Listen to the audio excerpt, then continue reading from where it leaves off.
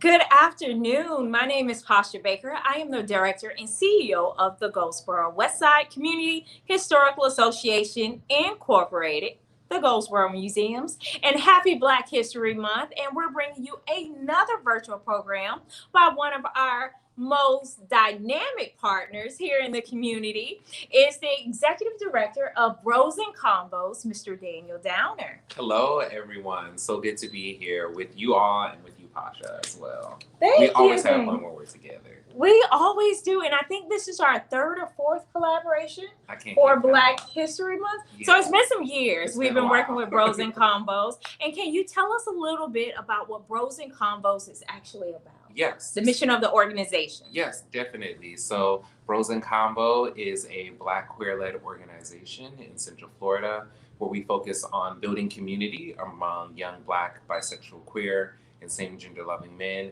Also educating and empowering them around various topics, whether that's health education, making sure that they have being connected to the resources like HIV testing, STI testing, also making sure if they're in need of emotion and mind health and wellness services, that we are able to provide that. And then for those individuals who want to be advocates and activists out in the community, we also do some capacity building programming for them as well. Amazing. And amazing work that he does all over Central Florida, yes. But he actually has programs here in Seminole County as well as the Goldsboro community. And so that's one of the reasons why we chose him, and we have worked together to bring you the story of Miss Georgia Black. Yes, I'm so excited about this story. It is one of my favorites. I think it's probably one of my favorites as well. Just because of when you hear about it, you're going to be like, oh my goodness, I didn't realize that this was happening in this community That's right. At this time. So yeah, I'm ready to dive right into it. All right. So we are bringing you Miss Georgia Black, and we actually have the original printed version of what was printed in Ebony magazine in 1951. In 1951, Ebony magazine came here to Goldsboro to get Miss Georgia Black's side of her story before she was passing. So that was, and you know, Ebony is a major Black magazine, major publication, and that was in its heyday. When it was delivered, you know, Ebony and Jet magazines, I believe I still get Jet magazines to the house, to be honest. You know, these are major publications within every Black household. This was our source of news. You know, back then there wasn't a CNN. You know, there wasn't a BET where Blacks could get information about other Blacks that were happening in the community and around the country at that time. This is during, before the Civil Rights Movement, 1951. Remember, the Civil Rights Acts and the Voting Rights Acts did not pass until 1965. So we're still very much segregated during this time. All right, where it's very hard for Blacks. And Goldsboro was no longer a city then, but a community, because the city of Sanford had stolen the charter away from Goldsboro at that time. And so let's get into the story of Miss Georgia Black. And we're going to read to you from the original article here. And then we're also going to post the article and some different links. And then we're going to recount Miss Francis's story of Miss Georgia Black from when she was growing up as well. So you're going to see that as well into this story on the links. You'll have the actual information within the story next to this video. All right, that you can follow along with. All right, the man who lived 30 years as a woman, Georgia Black, married twice, even mothered devoted son. And I'm really Southern and really country, so we're going to call her Miss Georgia Black as a sign of respect, okay? By every law of society, Georgia Black should have died in disgrace and humiliation and been remembered as a sex pervert, a fairy, and a freak. But when Georgia Black died in Sanford, Florida, 4 months ago, both the white and colored community alike paid a solemn tribute. A solemn funeral cortege wound its way through the hush crowded streets of the Negro section. That's Goldsboro. And lining the sidewalks of the Dixie town that once barred Jackie Robinson from his stadium, we'll get into that. Negro and white mourners rubbed elbows, bowed head, and shed genuine tears. Now that Georgia Black is dead, the story of this man who lived as a woman 30 years can be told in full. It is a bizarre and moving drama, which had its finale in a simple grave at Sanford's Burton Cemetery. That's the colored cemetery that we also own, Paige Jackson Cemetery. It began when Black, a seemingly normal boy growing up on a South Carolina farm, rejected his sex at the age of 15. For the rest of his life, he lived a masquerade so perfect, acquired feminine mannerisms and interests so genuine that not even his closest friends suspected the curious secret. He became the girlfriend of one man, the wife of two others, and the lover of a number of men after the death of his two husbands. He adopted and tenderly mothered a devoted son who never dreamed until a few months before George's death that his mother was a man. To get the incredible history of Georgia Black, Ebony came to Sanford, interviewed Negro and white physicians who examined Black, queried scores of neighbors of both races, and heard from Black's own lips a deathbed recital of his fantastic story. Exposure of Miss Georgia Black as a man, who passed for a woman 30 years, was the tragic anticlimax to his death and revealed one of the most incredible stories of the history of sex abnormalities. Black's decision to camouflage these characteristics and cross the sex line was made when a 15-year-old boy, his real name was George Canty, on a farm near Gallyville, South Carolina, he rebelled against the grueling slavery work of the fields and ran away to Charleston. There he became a house servant in a mansion where a homosexual, a male retainer at the mansion, invited him to become his sweetheart. Illiterate, untutored, and insecure, having only a faint notion of right and wrong, the simple farm boy from the South Carolina hinterlands gratefully accepted. Black's boyfriend dressed him in woman's clothes, coached him in feminine actions and mannerisms. All right. So the exposure of Miss Georgia Black. And I want to get into the story of Miss Georgia Black and why we still say today Miss Georgia Black. Yeah, I want us to get into that. All right. So Miss Georgia Black lived here in Goldsboro. She lived a few streets down on Pecan Avenue. And she came from South Carolina, like in the story said. But then she moved down to the state of Georgia. Somewhere in Georgia, she met an older man who was sick. She began taking care of him. And she married that man. And they somehow came to Goldsboro, here in Goldsboro, and lived. The man passed away. All right. And then she met a man by the last name of Mustard Black.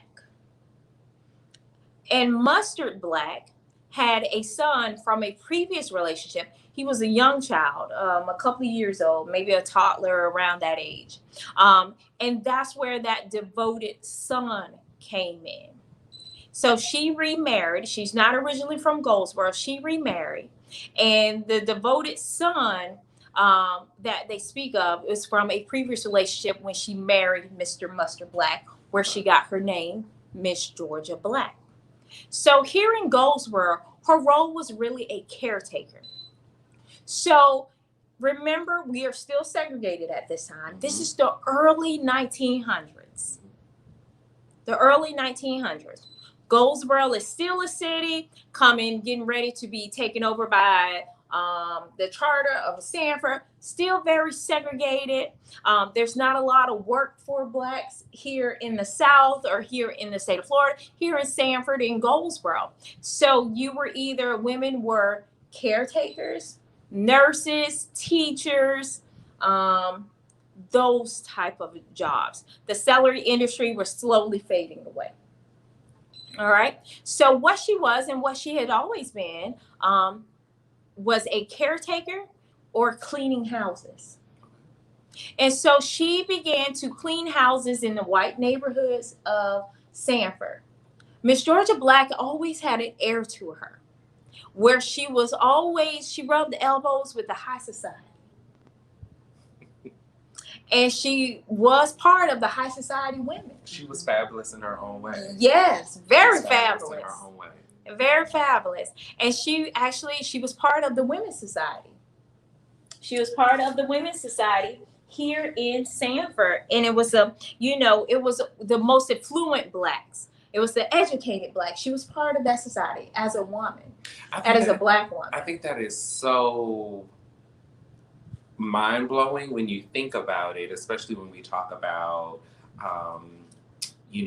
the trans community, and how recently there have been such great strides made with acceptance and affirming and allyship when it comes to trans, non-binary, and gender non-conforming individuals. But Miss Georgia Black's story is so special for me because what really is the special part for me is reading the article from Jet magazine that heinously misgendered her, was labeling her with terms that were very much derogatory and offensive.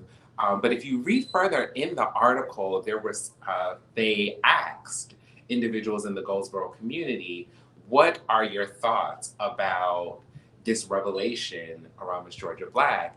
And the Goldsboro community said, we see Miss Georgia Black as Miss Georgia Black. That is what we know her as. That's right. And that's the polite way of saying it. Because to my knowledge, they basically told Jet Magazine, you need to mind your own business. This is our Miss Georgia Black. What? And I think that's beautiful, though, to see how the community really, the story of Miss Georgia Black is, in my mind, one of the earliest accounts of a black trans woman. That's right. Here in Goldsboro. And then also one of the earliest accounts of what allyship and affirming black trans women and protecting black trans women look like. Because we know black trans women suffer so much violence. There are high rates of murders. Yes, there are high numbers of murders, black trans women being murdered. And so to see the Goldsboro community, a predominantly all black community South, still is, in the Deep South, before the Civil Rights era, really protect a black trans woman, to me is really, really special. And still today, we still protect her name. Yep. Her name is still held upon high regards. And what she did when she moved here to Sanford, she would, clean houses for the whites in the white part section of Sanford. She would clean their houses, and that's how she really learned, different things. One of the things that my aunt told me about this story, Miss Georgia Black is the first person that made them tuna fish. Mm-hmm. Tuna fish was only in the white communities. It wasn't in the black communities then, not such as what we have today. Yeah, it was one of those things that whites only ate. So Miss Georgia Black would come into your house and was a caretaker after your mother had a baby. So she would come into your house after, if you had cancer, if you were ill, and they sent you home from the hospital and you needed some temporary help till you got up on your feet. So she would come in, take care of the house, and it was daily. She did not live there. She did not sleep there. She would come in, take care of the house, fix you food, give you a bath if you weren't able to bathe yourself, those type of things of a caretaker. And still what we have is a caretaker today. And she was very well dressed. Remember back then, women didn't wear too many jeans. There weren't jeans. That was something later on. Mm-hmm. Women in the early 1900s, they just wore dresses. And she always wore very pretty and delicate dresses. And she was a petite lady. She wasn't 6'2" or burly with big arms or anything. She was actually a very petite lady. And she wore dresses and they were always black. And around her neck, she always had a scarf. And that hid the Adam's out. Her hair was always done. Miss Georgia Black was bad. She She was bad. she came with it. Yeah, she was. She always dyed her hair black, makeup done, nails done, all of that, all of the feminine mannerisms that they talk about that you see women have today. Miss Georgia Black had it in the early 1900s. And only a few knew her secret, and that was her husbands and her lovers. And they kept that secret. Because to this day, they still, and that's something else to be said about how high they regarded Miss Georgia Black. That no one defamed her, they kept her secret, and they kept it for as long as they could. Because the only people that told her secret were the physicians after she had taken ill. That's how her secret got out. It wasn't her exes. When you see revenge people and they do all these spiteful things after you break up or what have you. No, that didn't happen. They still held her secret. And they say she was a very, very nice woman. But she was also very stern. Like, she didn't play with children. So when she walked in the room, she told you to sit down, you sit down. And back then, children did not get in grown folks' business. And so she would come into your house. My aunt Frances remembers when she came over to the house, she was a teenager. And my grandmother was having a baby.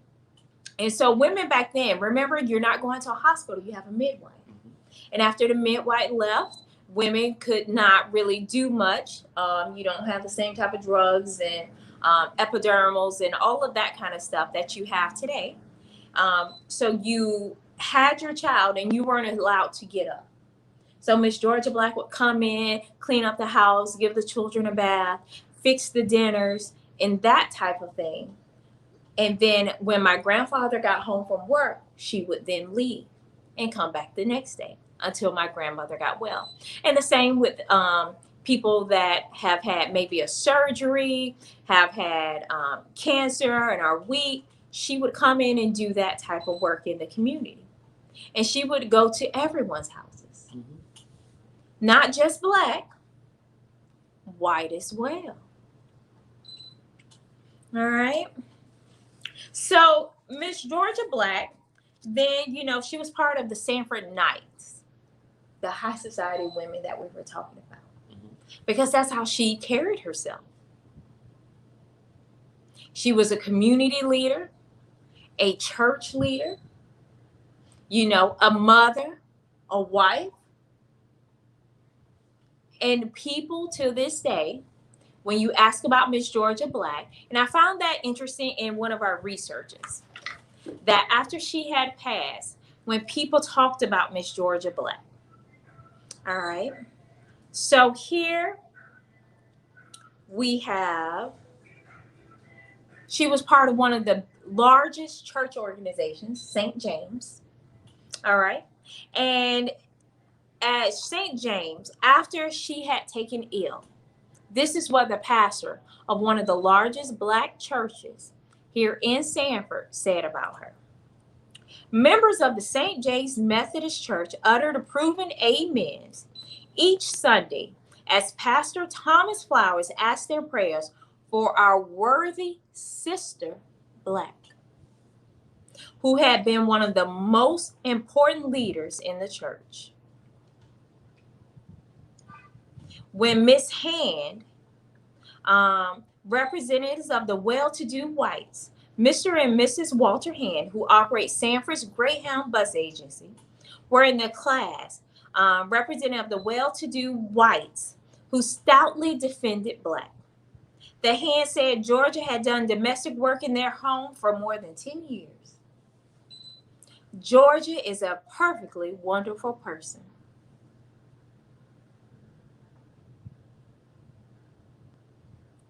Another wealthy Sanfordite for whom Black did domestic work said, I don't care what Georgia Black was.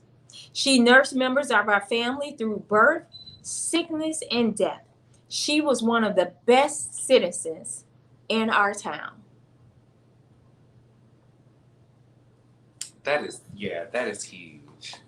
That is really like when you take it all in, to hear that coming from a pastor That's right. of a church during this time. Mm-hmm. Part of it makes you wonder, kind of like now in the present moment we're in, almost kind of like, well, if they could do it, In the early why 1900s. is it so hard for us to catch?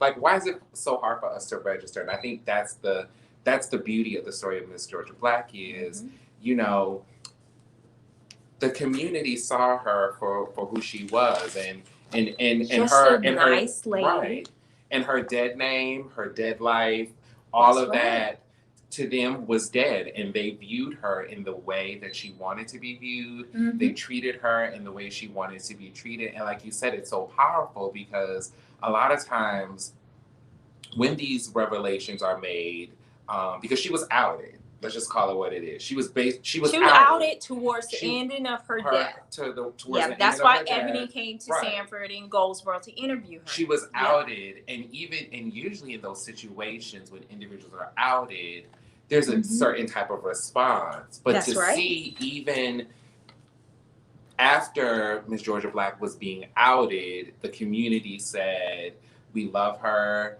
We stand with her." That's right. To see how she was such an integral part of not only the Goldsboro community but also the Sanford community, I think it speaks a lot to today's present day, because there's a lot of misconceptions around LGBTQ plus individuals, trans individuals, when at the essence and at the core of it, individuals are human beings and should be treated with respect, should be affirmed for how they want to be affirmed, and respected That's for right. how they want to be respected. And I think Miss Georgia Black is in 2021.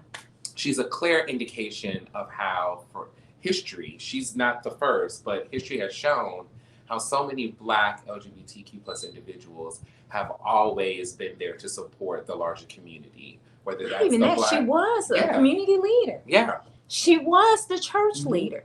She was part of a high society of Blacks called the Sanford Knights, a part of this integral group that ran the community.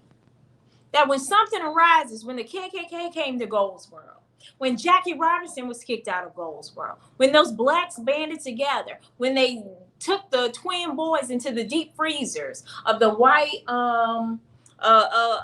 store and had to band together and boycotted that store because the owner would accuse them of stealing, Blacks of stealing each time. Miss Georgia Black was there. And I think that's powerful, that she was fighting. She wasn't looking at it from a standpoint of, well, because I'm a part, I identify this way, and these individuals identify another way. I'm not going to fight for them. I'm not going to advocate for them. She was fighting and advocating for everyone. And I think that's the same thing with today. We have so many Black trans women, Black trans men, LGBTQ plus individuals in the Black community.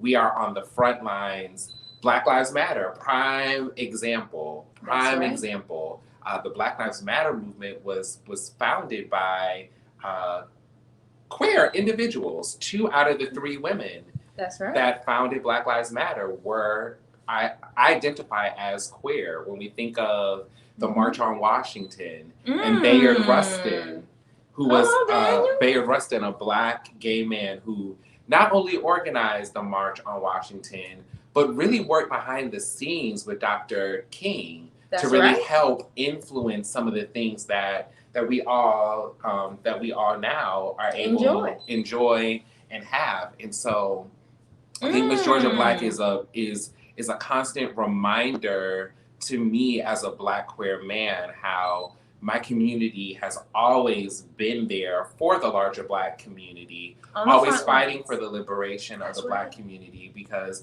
just like Dr. King says, injustice anywhere is injustice everywhere. Threat to And justice. so That's if right. the We way we aren't look, all free. yeah, unless We are all free. exactly. Nobody's free until we're all free.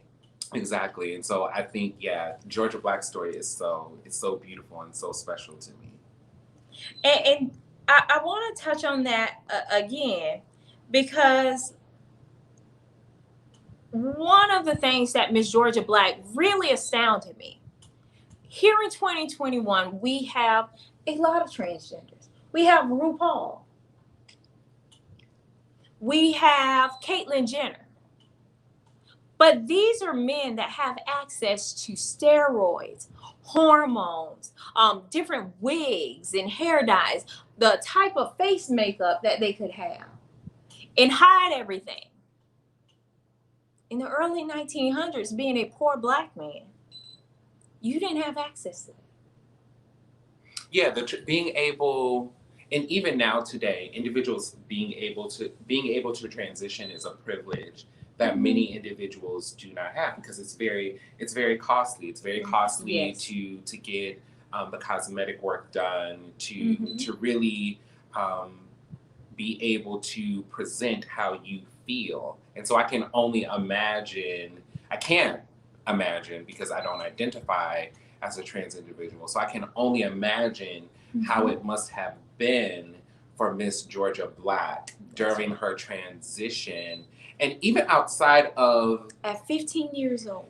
and even outside of the transition, because I think a lot of times individuals assume that, okay, once individuals transition, then, everything else falls into place. No, you have to learn. But feminine mannerisms, and how to speak, how you cross your legs at the ankles and not at the I think it's a process. And I think even doing all of those different things for trans individuals, there's still so much that they have to deal with. I think of friends who are Black trans women and talking about how even with them putting on makeup and hair and all of that, the fear that they have going outside, because somebody may look at them and be like, well, that's a trans individual, and they try to assault them. And so to think how brave that Miss Georgia Black had to have been to live her life to the fullest, unapologetically, to be able to go out into the street in the broad daylight, go to different homes, go into white homes. Be a part of society. That is huge. In the early 1900s. In the early 1900s, yeah. In the segregated South. The Deep South at that. And in Florida, of all places. The highest number of lynchings recorded was in the state of Florida. Yeah. And here you have a woman that was a caretaker, that was a devoted mother, was a wife, was a church leader, a community leader, and still talked about to this day with the highest of regards. That really was a man. And why was she able to do all of this in Goldsboro and in Sanford? People minded their business. Yeah, I would definitely say that. I think that people realize that, once again, how Miss Georgia Black came into the world was something that she no longer acknowledged, and they acknowledged whatever it is that she wanted to acknowledge, which I think is a good lesson for us. Even if I always try to charge myself with respecting and affirming individuals in the way that they want to be respected and affirmed, because that's what's important. That's really what that respect, right? That's really what is important for us to be able to see people for who they are and how they want to be seen, how they want to be treated, no matter what the circumstance. Because even if we strip away gender identity, we as Black individuals at one point in time That's right. were fighting for that, to be seen and respected for who we are. At one point in time, still are. Thank you for correcting me. And still are. Prime example. And so I think, you know, it gives us a moment of reflection of the only difference between, there really is no difference between having a lived experience as a Black person and having a lived experience as a person who identifies as gay, as queer, as transgender, or as a lesbian. It's we're human beings at the end of the day. We're all human. And that's one of the things that always decided, you know, one of the things that always astounded me about Miss Georgia Black, she died with grace. And the other part is, children are curious. People are curious. She went into all of these homes. You know, at that time, she was the caretaker of my grandmother's 7th child. My Aunt Frances was a teenager. This was at a time that we did not have air conditioners. So she wore all black and she had a scarf. Now, 6 million degrees outside.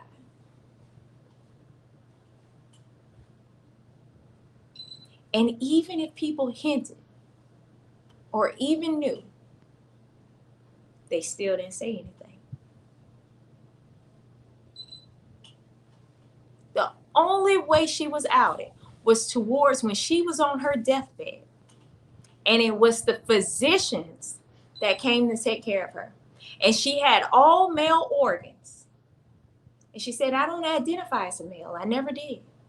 I knew this when I was 15 years old, growing up on, being an indentured servant, in South Carolina. I knew that. Because people still minded their business. And that's a lesson we could all use today. Yes. It doesn't affect you. There's so many valuable lessons from this. It doesn't hurt to show kindness. That's right. That sometimes what is here does not necessarily match up with what is here and what is here. That's right. And so these are the parts that really matter and that are important. Mm-hmm. Yeah, Miss Georgia Black's story is, I know you had called me about seeing a lot of stuff pop up about it. But for me, I've always felt when I first heard it. Was this the first time you heard it when you came here to the museums? The first time that I heard it was when I came to the museum. Okay. And I was like, why isn't this, why aren't people hearing, why don't people know about, Georgia Black, and that's maybe a movie? And that's not to discredit, the amazing work of other trans women of color like Marsha P. Johnson and Sylvia Rivera with the Stonewall riots. But it's this was before that. This early was 1900s. Early. Yeah, Miss Georgia Black was a slave. Yeah. We might need to send this over to HRC, GLAAD, get Miss Georgia Black she an award. She needs a posthumous award for just being groundbreaking. Seriously. She was definitely a trailblazer in her own right. She does. She does. One of the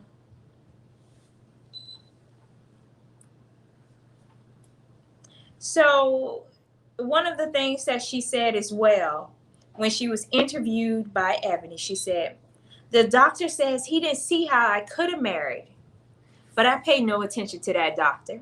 My husbands and me had a peaceful, lovely life. Again, they kept her secret. They always did. And I think that is so, there's so many little parts about this story that are so beautiful, because I know many times there's a stigma around cisgender men dating, having a relationship with a Black trans woman, so much to the point where, like I said, we have a lot of murders of Black trans women because many of these men, because of the stigma, because how society sometimes shames being with a trans individual, they feel like the only way to protect what they consider their secret is to inflict harm upon these women. And so to hear the story of these two men who embrace and love Georgia Black in the fullness of herself is so beautiful. It's so beautiful.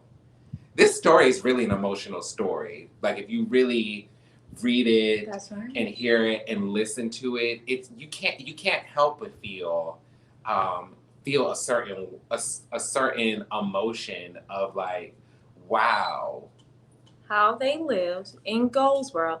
And we have many Miss Georgia Blacks in this community probably still today. That walk up and down the street that I say hey to every day. Yeah, and I think that's also a thing because a lot of times, especially all Black communities in the South, you have an image in your mind about how they are. But I've personally found Goldsboro to be one of the most affirming places for me as a Black. Come on, we accept everybody. Come on. Like, nobody. And you're a community leader. Yeah. So I think that's also beautiful to see, like the very affirming and being allies of the community is not something new. It's been happening. It's a respect that's been passed down for generations to generations, and still to this day. I've never, ever heard someone speak negatively about Miss Georgia Black. And I've never myself, during millions of these tours and telling all of these stories about Miss Georgia Black, I still to this day call her Miss Georgia Black. And at the final, we're getting ready to end this segment. Yep. And so I'm going to read you the final paragraph of the Ebony magazine article. A month before his death, as he lay in his bed, arms, skin, and bone, fingernails like thick incrustations of lime, sunken jaw sloping down to a chin covered with light, a white beard, Georgia told Ebony his story. His clear, dark eyes gave life to the wasted face, topped with coarse, heavy black hair, fringed with white where the dye had faded. The final thing he said was, I never done nothing wrong in my life. People in Sanford, where Black lived and died, loved and was loved, agree. She was just a good person. And people respected her craft. People respected what she did for the community, what she did for the church, and how she took care of everybody from the old to the young. People respected her. Now, there is a song about Miss Georgia Black, and it's in the same rhyme of Miss Mary Mack, the children's rhyme. Okay. And so the children, growing up, they would sing the song, Miss Georgia Black, Black, Black, all dressed in black, black, with black, silver with silver buttons, all down my back, back, back. She asked her mother, mother, mother, for 50 cents. Did you see the elephants jump over the fence? They jumped so high, high, high. They reached the sky, and they didn't come back until the 4th of July. Miss Georgia Black. Instead of Miss Mary Mack. That is what the children of Goldsboro sung in honor of Miss Georgia Black. That is so beautiful. I love that story. All right. Thank you all for another Black History program, one of our virtual programs on the LGBT community, the African American LGBT community, and the executive director of Bros and Convos, Thank Mr. you so Daniel much for having Downer. me, Pasha. It's been so fun with you talking about Georgia Black and Goldsboro and the Black LGBTQ community. Awesome. We'll see y'all next time. Thank you. Have a good night. Bye.